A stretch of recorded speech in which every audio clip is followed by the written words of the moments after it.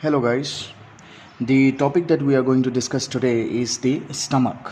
Okay.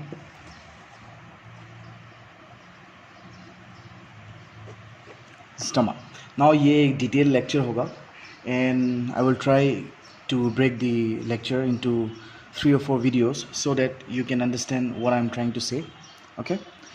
Okay. Stomach जो है, इसका दूसरा जो नाम है या फिर स्टमक को हम लोग गैस्टर भी बोलते हैं, right. The stomach is also known as gaster और वेंटर, है ना. स्टमक जो है it is also known as gaster and vendor.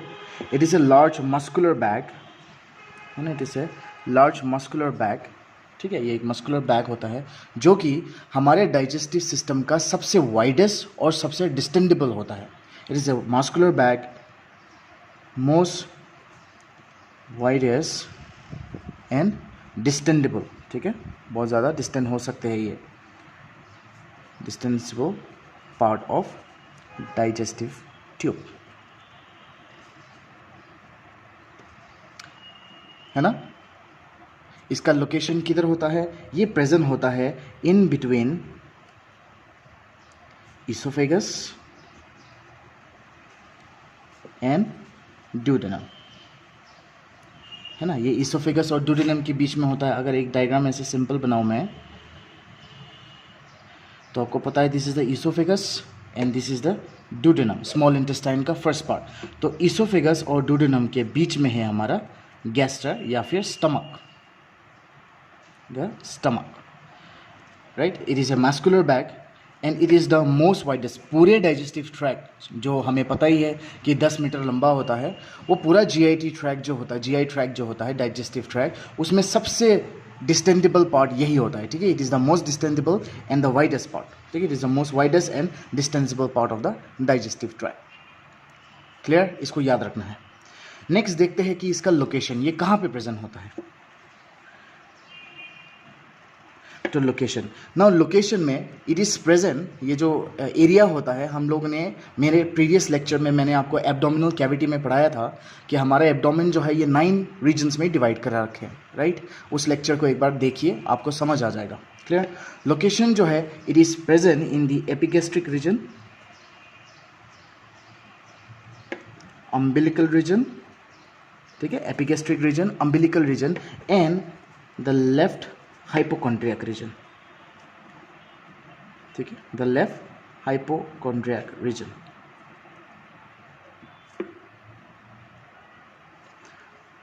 ठीक है. नाउ अगर मैं एक सिंपल सा डायग्राम बनाऊं ना आपको, ये बस आपके रिवीजन के लिए ही है. तो हमें पता है कि यहाँ पे 2 वर्टिकल लाइंस थे और यहाँ पे superior horizontal and inferior horizontal line था, राइट.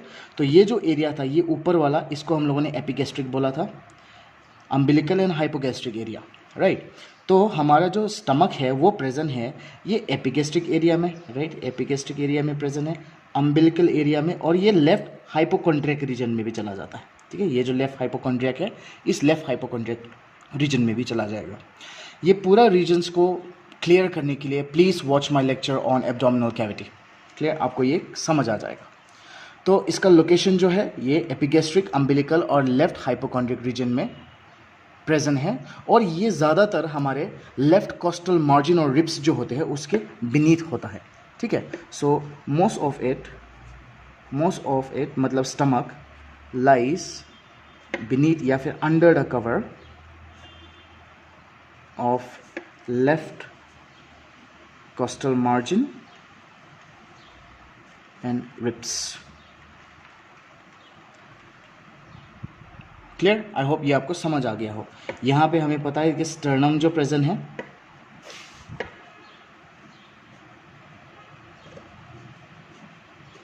यहाँ पे स्टर्नम प्रेजेंट है. स्टर्नम के ये साइड में जो रिब्स मार्जिन फॉर्म करता है उसको हम लोग कोस्टल मार्जिन बोलते हैं.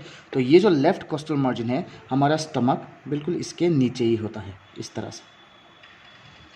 ठीक है, इसीलिए हम बोल रहे हैं कि it occupies the epigastric, umbilical and left hypochondriac region and most of it lies under the cover of left costal margin and the ribs. Clear, I hope यहाँ तक आपको समझ आ गया हो. नेक्स्ट देखते हैं इसका शेप. स्टमक का शेप कैसे होता है ना। यूजली नॉर्मल एडल्ट में स्टमक का जो शेप होता है वो एक फिक्स है जे शेप का, लेकिन शेप ऑफ द स्टमक जो है वो डिपेंड करता है कि इस स्टमक के अंदर क्या मौजूद है। ठीक है, तो इसके डिस्टेंशन में भी बहुत ज़्यादा फर्क पड़ेगा, और इसके आसपास जो विसरास है ना, इसके आसपास जो विसरास है उनकी वजह से भी स्टमक का जो शेप है वो चेंज हो सकते हैं। ठीक, क्लियर। तो शेप जो है, shape of the stomach, it depends upon the degree of its distension, है ना, इनके डिस्टेंशन की वजह से। तो जब ये खाली होता है हमारा स्टमक, व्हेन एम्प्टी, ठीक है, व्हेन एम्प्टी, स्टमक जब खाली होता है इट इज़ जे शेप्ड। ठीक है, ये नॉर्मल में होता है। तो जब ये खाली होता है तो ये जे शेप में होता है, लेकिन जब ये डिस्टेंट हो जाता है, जब ये भर जाता है, तब ये एक पायरिफॉर्म शेप में फॉर्म हो जाता है, पायरिफॉर्म शेप हो जाता है। ठीक है, व्हेन डिस्टेंडेड, जब ये डिस्टेंट हो जाएगा, फिल होगा इसमें, तो ये पायरिफॉर्म शेप के हो जाते हैं। ठीक है, और जो बहुत ज़्यादा ओबीस होते हैं, मतलब बहुत फैट्स हैं, इनमें मोटे लोग होते हैं और हाइट के छोटे, राइट, शॉर्ट ओबीस लोग, उनमें क्या होता है, ओबीस लोग लिखते थे पहले, ओबीस पर्सन में स्टमक का जो शेप है, जो यूजली हम कह ही रहे कि ये एक जे शेप का स्ट्रक्चर है, मतलब कुछ इस तरह से स्ट्रक्चर होगा, लेकिन जो ओबीस लोग होते हैं उनमें क्या होता है, वो हॉरिजॉन्टल ही होता है। ठीक है, उनका जो स्टमक है वो हॉरिजॉन्टल ही दिखाई देता है, तो ओबीस में it is more horizontal. Clear. तो ये हॉरिजॉन्टल को हम लोग नाम भी दे सकते हैं स्टीर हॉर्न टाइप। ठीक है, ये एक स्टीर हॉर्न टाइप में होता है। क्लियर। आई होप शेप भी आपको समझ आ गया हो कि कैसे होता है इसका शेप। आइए इसका साइज देखते हैं। साइज, जैसे कि हम शुरुआत में बोल ही रहे कि ये हमारे डाइजेस्टिव ट्रैक्ट का सबसे ज़्यादा डिस्टेंडेबल ऑर्गन है ना। सो स्टमक इज़ वेरी डिस्टेंसिबल ऑर्गन, और उसका जो लेंथ होता है, लंबाई जो होता है, वो लगभग 25 सेंटीमीटर लॉन्ग होता है, मतलब 10 इंच के बराबर होता है। ठीक है, it is somewhat 25 centimetres long, और इसकी जो मीन कैपेसिटी होती है, मीन, इसमें थोड़ा फ़र्क होता है। ठीक है, मीन कैपेसिटी एट बर्थ, जब जन्म लेते हैं बेबीज़, तो उस समय इसकी जो मीन कैपेसिटी है वो सिर्फ 30 ml होता है। क्लियर, इसको याद रखना है आपको, मीन कैपेसिटी एट बर्थ जो है वो सिर्फ 30 ml है, लेकिन जैसे जैसे वो जो बेबी है वो एडल्ट में, मतलब एज में ग्रो करता है और वो प्यूबर्टी में पहुंच जाएगा, तो मीन कैपेसिटी एट प्यूबर्टी उसका इंक्रीज़ हो जाएगा, 30 ml से वो इंक्रीज़ होके 1 लीटर पे पहुंच जाता है। ठीक है, तो एट बर्थ कितना है, 30 ml है, और प्यूबर्टी में कितना हो गया, 1 लीटर। यही मीन कैपेसिटी जब ये प्यूबर्टी क्रॉस करके एडल्ट में आ जाएगा तो ये और इंक्रीज हो जाएगा, 1.5 से लेके 2 लीटर तक फॉर्म हो जाएगा। क्लियर। तो ये साइज आपको पता होना चाहिए। साइज इसमें बोल ही रहे कि इट इज़ मोस्ट डिस्टेंसिबल पार्ट, है ना, मोस्ट डिस्टेंसिबल पार्ट। 25 सेंटीमीटर लॉन्ग है, और इसकी मीन कैपेसिटी एट बर्थ बच्चों में सिर्फ 30 ml है। जब ये बेबी जो है प्यूबर्टी में पहुंचेगा तो वो 30 ml से इंक्रीज होकर 1 लीटर हो जाएगा, और जब ये एडल्ट में आ जाएगा तो वो और इंक्रीज होकर 1.5 से लेके 2 लीटर्स तक हो जाएगा। क्लियर। तो कभी कभी 2 लीटर्स और मोर भी हो जाता है। Clear, depending on the body type. Okay, I hope ये बहुत इजी मैंने आपको एक्सप्लेन किया है स्टमक के बारे में। स्टमक जनरल में हम लोग पहले देख लिया है कि क्या बोलते हैं इसको, मोस्ट वाइडेस्ट एंड डिस्टेंसिबल पार्ट है, कहाँ पे लोकेट है, इसका लोकेशन भी हम लोगों ने देख लिया, शेप भी हमें क्लियर हो गया, एंड साइज भी हम लोगों ने देख लिया। क्लियर। आइए इसका एक्सटर्नल फीचर्स देखते हैं।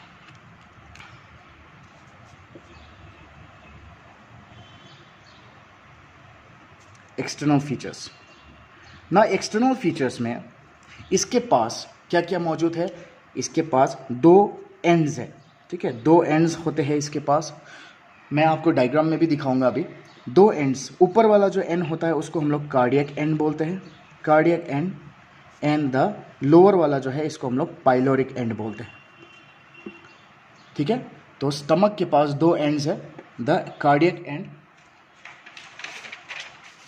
ये मैंने एक डायग्राम बनाया है, देखिए, ये जो अपर पार्ट में है, जो इसोफेगस के एरिया में है, this is known as the cardiac end. Clear. And जो लोअर में आपको दिख रहा है इस एरिया में, this is known as the pyloric end. ठीक है, ये पूरा जो एरिया है ये पाइलोरिक एंड है। अभी बस एंड पे ही ध्यान देते हैं, दो एंड्स हो गया, cardiac and and pyloric and. Okay, next में इसके पास है दो कर्वेचर्स, है ना, दो कर्वेचर्स इसके पास। कौन कौन से कर्वेचर्स है? We have the greater curvature and the lesser curvature, right? So this is the greater curvature, जो कि इसका लेफ्ट बॉर्डर भी हम कह सकते हैं, और ये इसका लेसर कर्वेचर है जो हम लोग इसको राइट बॉर्डर बोल सकते हैं। क्लियर? ओके, और इसके पास क्या है? दो सरफेस प्रेजेंट है, टू सरफेसेस प्रेजेंट है इसके, ठीक है। तो जो सरफेसेस आपको दिखाई देंगे वो सबसे ऊपर दिखाई दे रहा है आपको, सामने में से जो दिखाई देगा ये वाला area, this is the anterior surface, ठीक है, या फिर इसको एंटेरो सुपीरियर भी बोलते हैं हम लोग, एंटेरो सुपीरियर सरफेस। क्लियर? ये आगे वाला, और इसके पीछे वाला जो होगा वो हो जाएगा हमारा पोस्टेरो इंफीरियर सरफेस, ठीक है। तो ये जो आगे वाला है वो एंटीरियर तो है लेकिन थोड़ा सा उठा हुआ है, इसलिए दिस इज एंटेरो सुपीरियर, और नीचे वाला जो है वो पोस्टीरियर है और थोड़ा नीचे से है, it faces backwards and downwards, इसीलिए उसका नाम हो गया पोस्टेरो इंफीरियर एरिया। क्लियर? नाउ ये जो एंड्स हम लोग बता रहे हैं, जो हम लोग दो एंड्स बोलते हैं, ये कार्डियक एंड, इस कार्डियक एंड में आपको जो ये यहाँ पे ओपनिंग दिखाई दे रहा है, ठीक है, ये जो ओपनिंग दिखाई दे रहा है ये डायरेक्टली इसोफेगस के साथ कनेक्शन में है, मतलब उसके साथ कम्युनिकेट करते हैं, तो इसको बोल देते हैं हम लोग कार्डियक ओरिफिस। यहाँ पे एक ओपनिंग है जिसको बोलते हैं हम लोग cardiac orifice. Okay, cardiac orifice ये कौन से लेवल पे होता है? ये T11 के लेवल पे प्रेजेंट है, ठीक है। सो कार्डियक ओरिफिस जो है it is present at the T11 level of the vertebra. Clear? Similarly यहाँ पे आप देख सकते हो पाइलोरिक एंड जो है, उस पाइलोरिक एंड में भी आपको यहाँ पे एक ओरिफेस दिखाई दे रहा है ना, स्टमक से ये ड्यूडेनम के पास जाएगा तो ओपनिंग हो गई, तो इसको हम लोग बोलते हैं पाइलोरिक ओरिफेस। तो पाइलोरिक ओरिफेस जो होता है it opens into the duodenum, है ना, ये ड्यूडेनम में ओपन होता है, यहाँ होता है pyloric orifice. Clear? Pyloric orifice जो कि ड्यूडेनम में ओपन होगा, और ये लाई करता है L1 के लोअर बॉर्डर पे, it lies at the lower border of L1, ठीक है, L1 लोअर बॉर्डर। क्लियर? तो दो एंड्स है, दो एंड्स में we have the cardiac end, cardiac end में ओपनिंग होती है कार्डियक ओरिफिस जो कि T11 वाले लेवल में प्रेजेंट है। पाइलोरिक एंड में we have the pyloric orifice जो कि लोअर बॉर्डर ऑफ L1 के लेवल पे प्रेजेंट है, ठीक है। ओके, नेक्स्ट देखते हैं हम लोग कर्वेचर्स। ओके, सबसे पहले हम लोग लेसर कर्वेचर देखते हैं। अब देख सकते हो यहाँ पे लेसर कर्वेचर जो है ये थोड़ा सा कनकेव स्ट्रक्चर है ना, लेसर कर्वेचर जो है it is a concave structure, right, concave structure है, और ये क्या फॉर्म कर रहा है? ये फॉर्म कर रहा है हमारा राइट बॉर्डर। अभी हम लोग डिस्कस कर रखे थे लेसर कर्वेचर जो है it also denotes the right border of the stomach. मेरे प्रीवियस लेक्चर में जहाँ पे मैंने आपको ग्रेटर एंड लेसर ओमेंटम पढ़ाया था उसमें एक बार चेक कीजिए, ये लेसर कर्वेचर जो है ये लेसर ओमेंटम को अटैचमेंट दे रहा है ना। Lesser curvature it provides attachment to the lesser omentum, यहाँ पे लेसर ओमेंटम अटैच होता है, और इस लेसर कर्वेचर का जो सबसे डिपेंडेंट वाला पोजीशन होता है ये वाला, है ना, ये जो डिपेंडेंट पोजीशन होता है इस पोजीशन को हम लोग बोलते हैं एंगुलर नॉच या फिर द इंसिसुरा एंगुलरिस, ठीक है। याद रखिएगा एंगुलर नॉच और the incisura angularis is the most dependent part of this lesser curvature,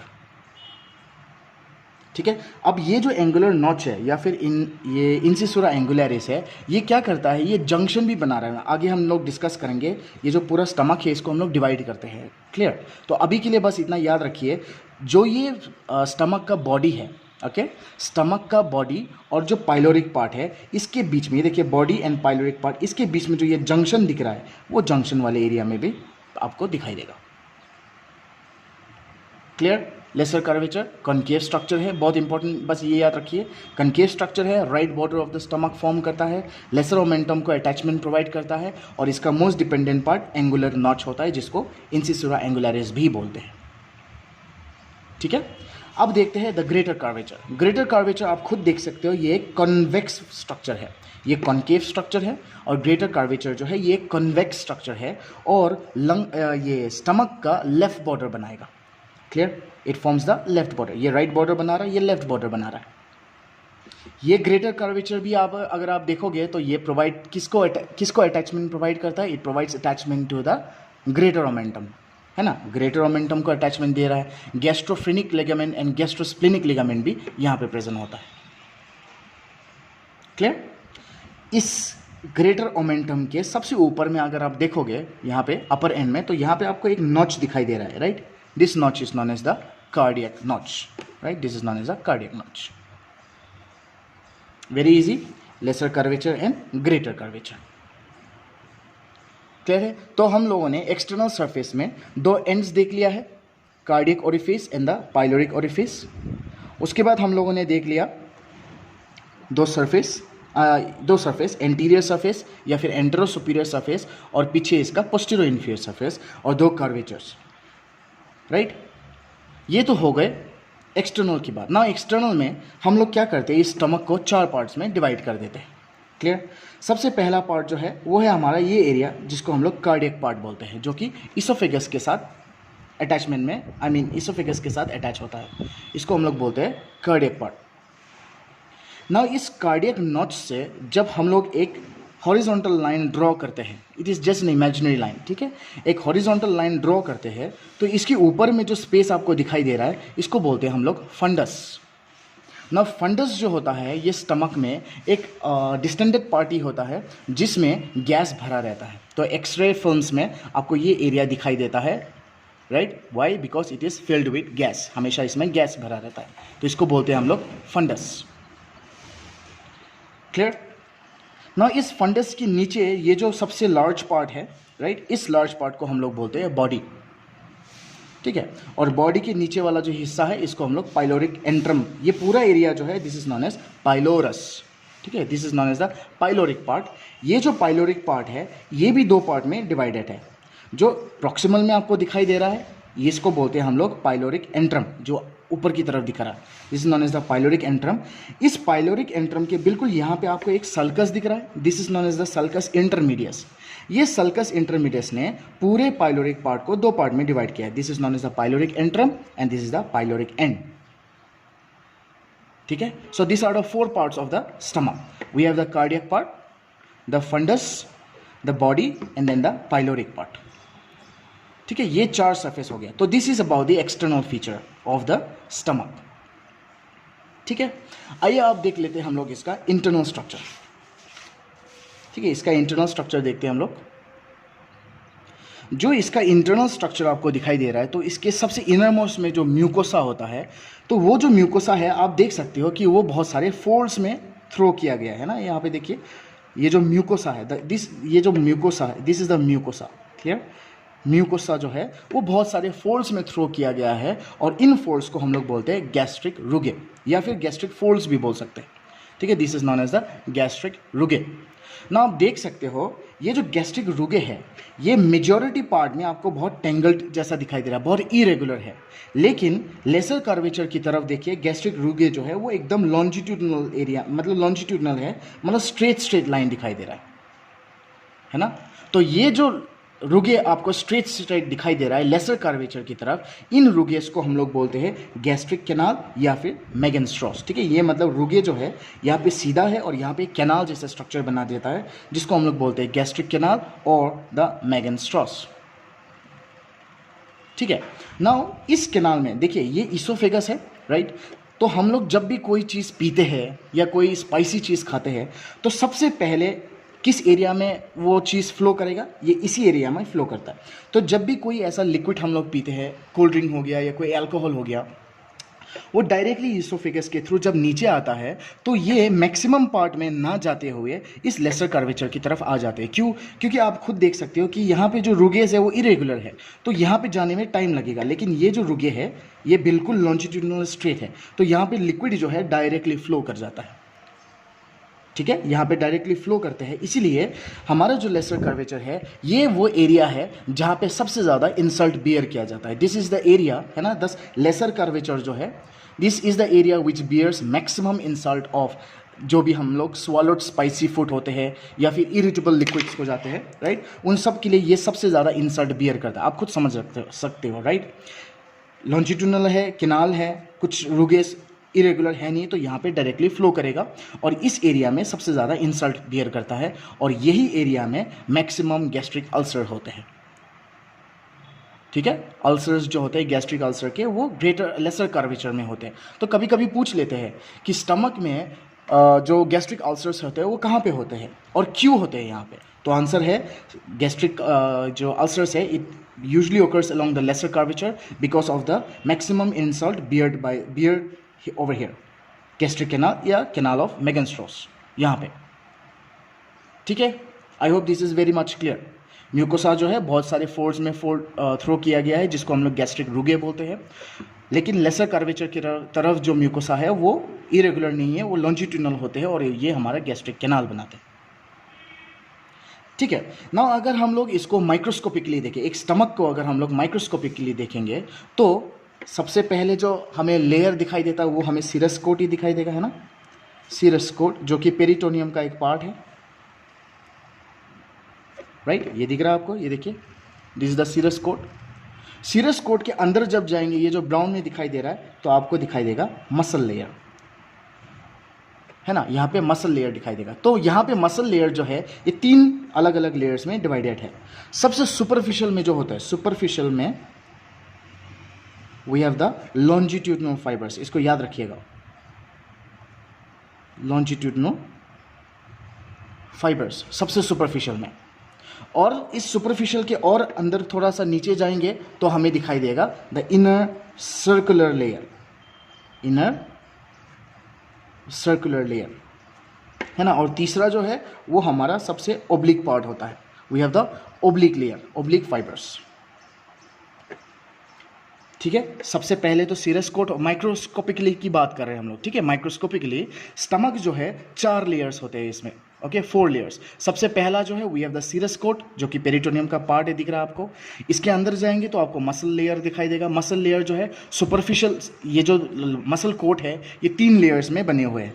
सबसे सुपरफिशियल में आपको लॉन्जिट्यूडनल फाइबर्स दिखाई देगा, इनर सर्कुलर में, इनर जो है उसमें आपको सर्कुलर लेयर दिखाई देगा और सबसे डीप में आपको ओब्लिक फाइबर्स दिखाई देंगे। ठीक है, ये सबसे डीप लेयर होता है, डीपेस्ट लेयर होता है, we have the oblique fibres. ठीक है, तो मसल लेयर जैसे खत्म हो जाएगा तो उसके बाद क्या प्रेजेंट होगा, we know we have the submucous layer, है ना। सबम्यूकस एक कोट होगा जिसमें आपके आर्टेरियोस होंगे, नर्व प्लेक्सस होंगे, कनेक्टिव टिश्यू होंगे, ये सारे स्ट्रक्चर्स आपको इस सबम्यूकस कोट में दिखाई देगा। और सबसे अंदर जो वाला कोट दिखाई देता है वो है हमारा म्यूकोसा या फिर म्यूकस मेम्ब्रेन, है ना। और ये म्यूकस मेम्ब्रेन जो है सिंपल कोलुमनार एपिथेलियम से लाइंड है। ठीक है, ये याद रखिए आप लोग, जो हमारा म्यूकस मेम्ब्रेन है it is lined by the simple columnar epithelium. ठीक है, जो यहाँ पे सिंपल ग्लैंड्स बनाएंगे, ट्यूबुलर ग्लैंड्स बनाते हैं। तो माइक्रोस्कोपिकली अगर हम लोग देखेंगे तो आपको ये 4 लेयर्स दिखाई देते हैं। सबसे बाहर we have the serous layer, then muscle layer, then submucosa and then the mucous layer, right. This are the 4 layers of the stomach microscopically. ठीक है, आइए हम क्विकली एक इसका फंक्शन देख लेते हैं, स्टमक के क्या क्या फंक्शंस होते हैं। ठीक है, फंक्शंस ऑफ द स्टमक। सबसे पहले तो हमें ये पता है कि एक रिजर्वॉयर की तरह काम करते हैं। It acts as a reservoir of food. Reservoir acts as